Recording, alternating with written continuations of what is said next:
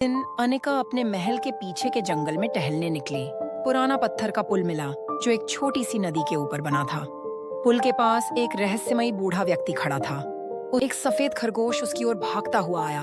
वह बोला, तुम्हारी ख्वाहिश बड़ी है, लेकिन इसे पाने के लिए तुम्हें जादुई जंगल की चुनौती पूरी करनी होगी। अपनी हिम्मत और चतुराई से जादुई मोती खोज लिया। जब वह तीनों काम बहुत समय पहले एक छोटे से राज्य में एक सुंदर राजकुमारी रहती थी जिसका नाम अनिका था। अनिका केवल सुंदर ही नहीं बल्कि बहादुर और जिज्ञासु भी थी। उसे नई चीजें जानने और दुनिया को समझने का बहुत शौक था। एक दिन अनिका अपने महल के पीछे के जंगल में टहलने निकली। वह हमेशा अपनी सीमाओं के भीतर रहती थी, पर आज उसने सोचा थोड़ा और दूर जाया जाए। जैसे जैसे वह आगे बढ़ती गई, जंगल और घना और रहस्यमयी होता गया। पक्षियों की आवाजें धीमी हो गईं और चारों तरफ बस पेड़ों की सरसराहट सुनाई देने लगी। अनिका ने खुद से कहा, ये जगह कितनी अनोखी है। आगे बढ़ते हुए उसे एक पुराना पत्थर का पुल मिला जो एक छोटी सी नदी के ऊपर बना था।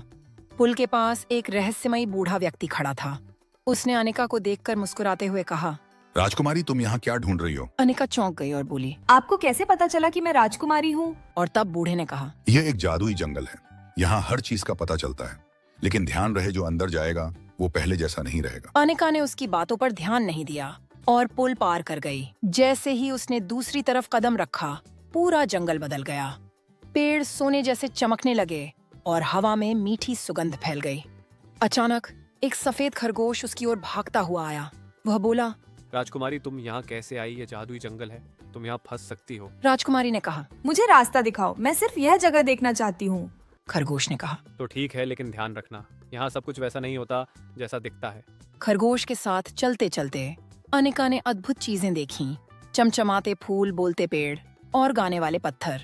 पर एक जगह आकर खरगोश रुक गया।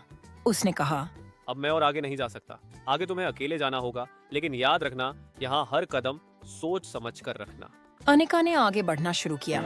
अचानक उसे एक बड़ी गुफा दिखाई दी। गुफा के अंदर से हल्की रोशनी आ रही थी। जब वह अंदर गई तो उसने देखा कि वहाँ एक विशाल दर्पण था। दर्पण के पास खड़ी थी एक रहस्यमयी महिला। वह बोली, राजकुमारी, यह दर्पण तुम्हें तुम्हारे दिल की सबसे गहरी ख्वाहिश दिखाएगा, पर इसे देखने की कीमत है। अनिका ने हिम्मत जुटाई और दर्पण में देखा। उसमें उसने खुद को एक शक्तिशाली रानी के रूप में देखा जो अपने राज्य को खुशहाल बना रही थी। महिला मुस्कुराई और बोली, तुम्हारी ख्वाहिश बड़ी है, लेकिन इसे पाने के लिए तुम्हें जादुई जंगल की चुनौती पूरी करनी होगी। अनिका ने सहमति में सिर हिलाया। मैं तैयार हूँ। महिला ने उसे 3 काम दिए। पहला, उसे जंगल के सबसे ऊंचे पेड़ से एक सुनहरी पत्ती लानी थी। दूसरा, उसे बोलते हुए पत्थर से सच्चाई का जवाब लेना था। और तीसरा, उसे गहरी झील से एक जादुई मोती निकालना था। पहला काम कठिन था। पेड़ बहुत ऊंचा था और ऊपर चढ़ने के लिए रास्ता खतरनाक था, लेकिन अनिका ने हिम्मत नहीं हारी। उसने एक लोमड़ी की मदद ली जो उसे पेड़ पर चढ़ने में गाइड कर रही थी। आखिरकार उसने सुनहरी पत्ती हासिल कर ली। दूसरा काम और भी कठिन था।